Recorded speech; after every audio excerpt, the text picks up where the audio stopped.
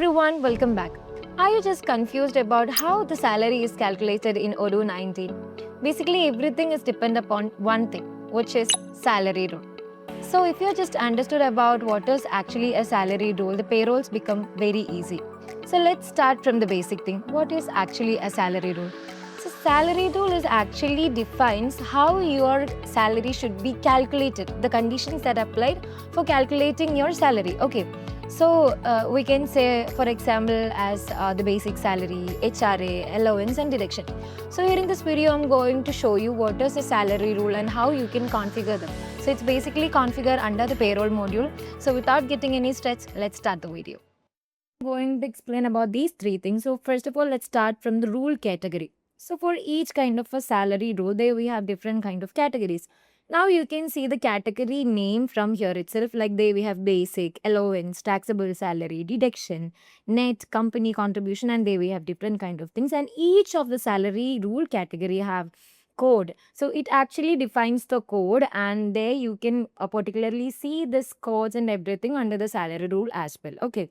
So if you're just taking any of the particular salary rule category, now you can see the basic name and the code, and if this particular salary category have any kind of parent category, like linking a salary category to its parent is used only for the reporting purpose. Okay, so if it is actually linked with any kind of parent category, you can mention them here and you can define the country, and if you would want to add any kind of additional node as well, you can provide them. Okay, so that's how simply you can see a salary rule category. And now you can see some of this salary rule category just defined their countries as well, like US.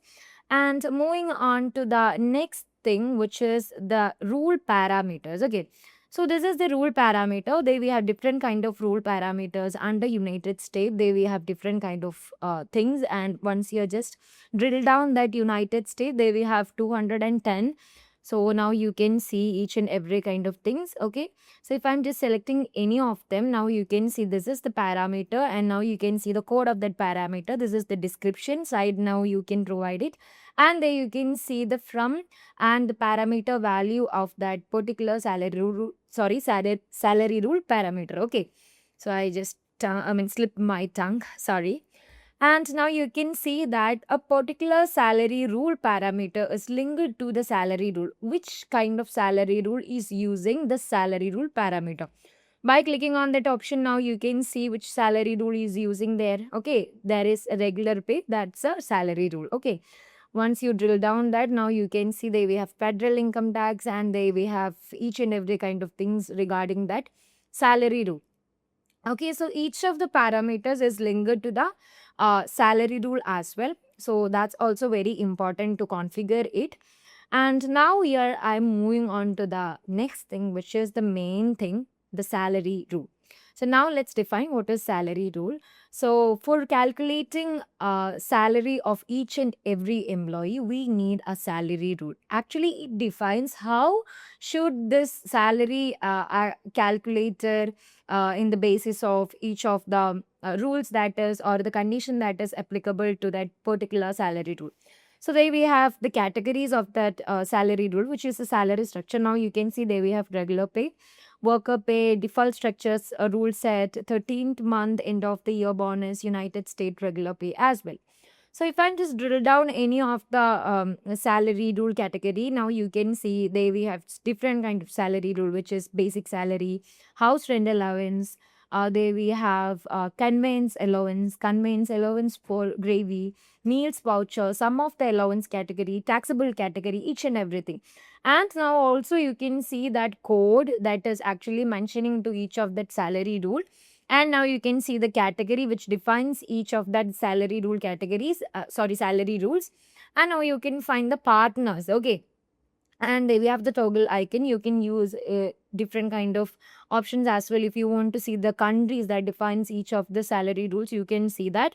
And if you want to see the debit account, credit account, the debit tax grid and the credit tax grid, and if you want to customize any kind of fields as well, you can provide it from here itself. Because say, let me remove that, and once we are done with that, you can also find that what the there we have the category as well. So if I'm just selecting it as the category, now you can see this is the category, and if I'm removing that, now you can see this is the salary structure. By clicking on this, there you can see the rules as well. Okay, so under the regular pay, there we have 16 rules, and if I'm moving on to the worker pay, there we have 8 as well. So if I'm just selecting any of the salary rule, let me show you what are the configured option that you should remember and you should specify with this. Okay, so the name of the salary rule is actually basic salary. Now you can see this is the code that is actually using. The code of the salary rule can be used as a reference in computation of other rules. In that case, it is the case sensitive. Okay, so you can provide a code for the salary rule.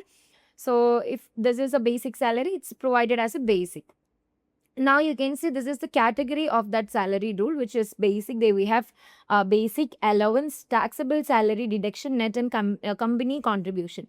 So you can find this category inside the configuration under the rule category. So that particular rule category should be defined from the category itself. So the basic salary is comes under the category which is known as the basic. And now you can see the salary structure. So we have already known that what is actually the salary structure as well. So you can see that salary structure from the top menu of the salary rules. So it's actually giving you the salary structure, and once you drill down, you can find the salary rules under the salary structure. So the salary structure of this rule is actually regular pay. So why we are using a salary structure? Let me explain you why we are using that. Because we have inside a company, we have different kind of employees are there in different categories. So there we have salespersons, there we have administrators, or there we have managers, and each and every kind of things.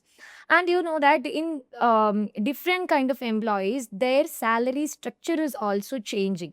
Like, let me give you a simple example, which means if our company have salespersons, they have different kind of commissions or any kind of allowance, extra allowance in their work. Okay, so in that case, we need to create a particular salary structure for them only. So you can use that salary structure under a particular salary rule, and you can provide the salary rule as well about that. Okay, and if we are talking about an admins or a managers inside our company, you know that if we are just providing any kind of allowance, like we can provide house allowance or any kind of other allowance to them in case of working, you can provide another kind of salary structure for them as well.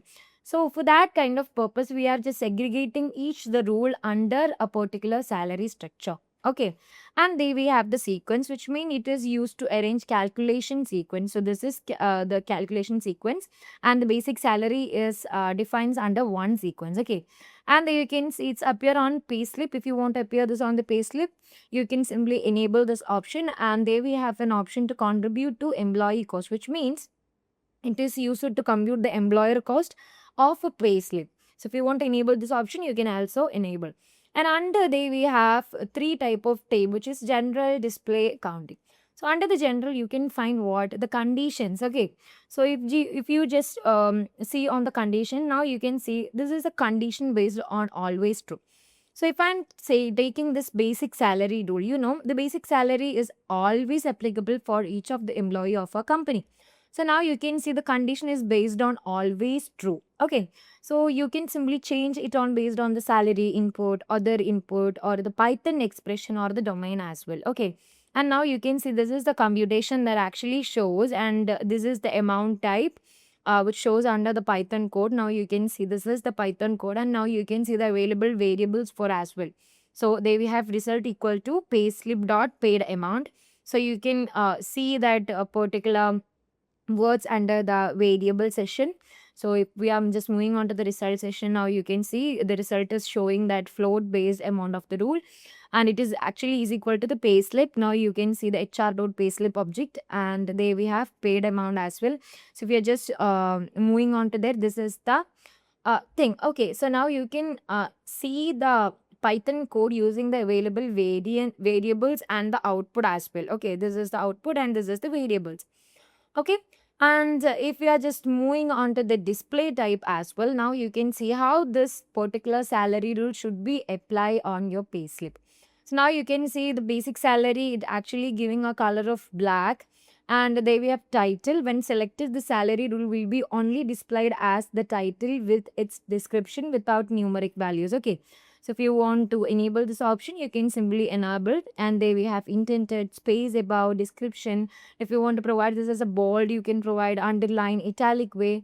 And there we have the preview. This is the basic salary preview as basic salary. So you can simply choose as per your concern how the salary rule should be display on your payslip. Okay, moving on to the accounting. This is the side of how your accounting defines, which means you can provide the debit account, default account defined on the journal entry of the salary structure, and you can provide the credit account, which is the same. And there we have the split on names, which means enable this option to split the accounting entries for this rules according to the payslip line name. It could be useful for the deduction, reimbursement, or salary adjustment for the instance. Okay, so if you want to split on the names, you can use this option. And there we have excluded from net, set employees on account line as well.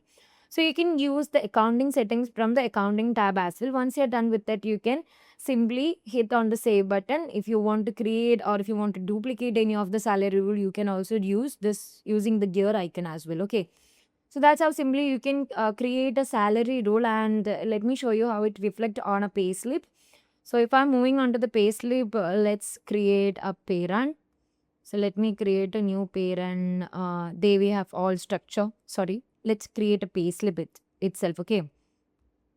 Moving on to the pay slip. Let's create a new off cycle.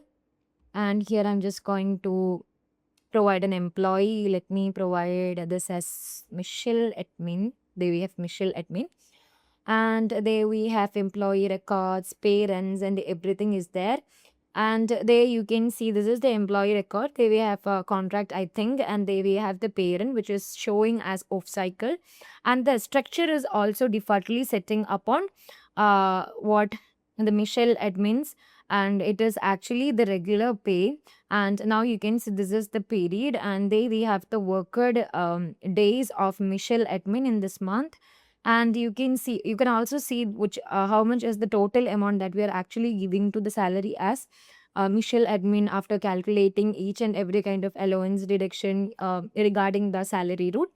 And if we are moving on to the salary input, if you want to input any kind of salary, you can simply input them. And moving on to the computation session, this is actually showing as 0. And if I want to compute the sheet, let me click on that thing. And now you can see based on the salary rule, now you can see there we have the salary rules, which is basic salary, house rent allowance, conveyance allowance, and each and every kind of things. And based on the salary structure that we choose it for Michelle admin.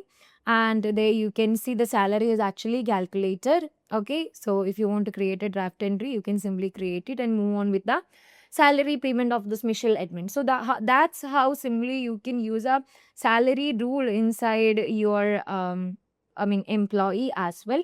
So if you're just moving on to the salary structures internal link, now you can see the salary rules which are provided under that salary structure as well. Okay, now you can see each and every kind of thing if you want to particularly see them as well. So that's it. So you can use a salary rule. So you must understand one thing. If you are an HR or an employee who need to understand about the salary rule, it is an inevitable part that you are just using the payroll module inside Odoo 19 accounting module. It's so important. You should understand what is salary rule if you're just calculating them, which is a pay slip or a calculation of any employees. So you should understand that in a very well manner. Okay. So the salary calculation in Odoo 19 is actually not a complex thing. It's very easy if you just know about the salary rule. Okay. So I hope you'll understood this video. So if you like this video, please do subscribe, share with your friends. I'll be back such kind of payroll important features and updates. So till that, bye-bye.